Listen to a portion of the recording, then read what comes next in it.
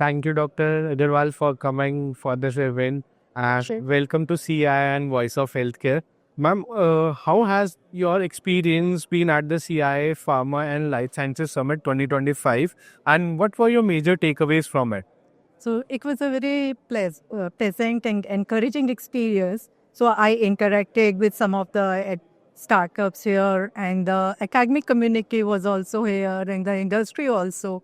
So it's a very good learning platform where we understand what the other parties desire, because they are our primary stakeholders. So my takeaway is yes, there are issues which can be plugged in. There are gaps which can be plugged in by R&D development and innovation which is happening across the country in different knowledge institutions. So definitely we see a lot of scope for collaborations and coming out with the new innovative technologies which can be eventually adopted by the industry. Sure. Ma'am, how is the Ministry of Science and Technology enabling healthcare innovations that directly benefit marginalized communities? Okay, so the mandate of my current portfolio is specific. All our efforts and activities are focused to help the marginalized communities.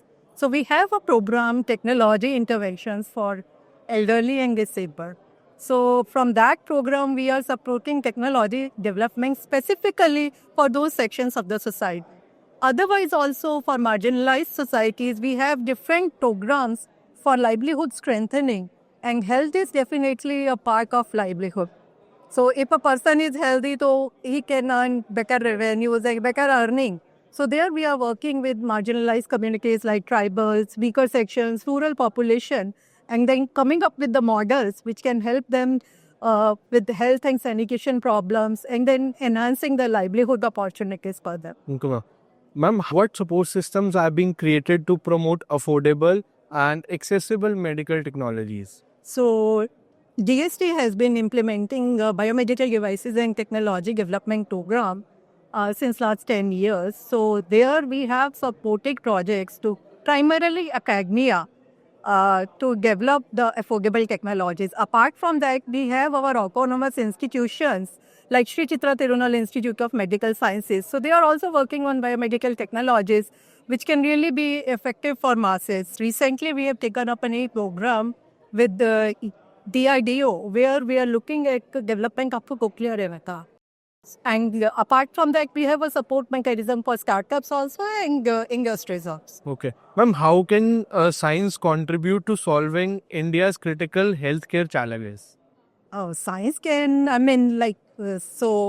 One Health approach was really discussed in the panel which I was a part of. And at the moment, science seems to be a very good solution. Science seems to offer good solutions for all the problems, whether it is related to healthcare or any other problem. Certainly, health is one sector which is resource intensive, but at the same time, with the frugal innovations, so we can take care of that also. So tomorrow, the vision for India is we see India as a platform which is providing healthcare services for all. And our Indian traditional knowledge system is also very strong. So we are working on further validating and strengthening that system also. So I believe all these efforts with the help of industry will go a long way in ensuring the self-sufficiency in the health sector. Thank you. Thank you so much for your time. Thank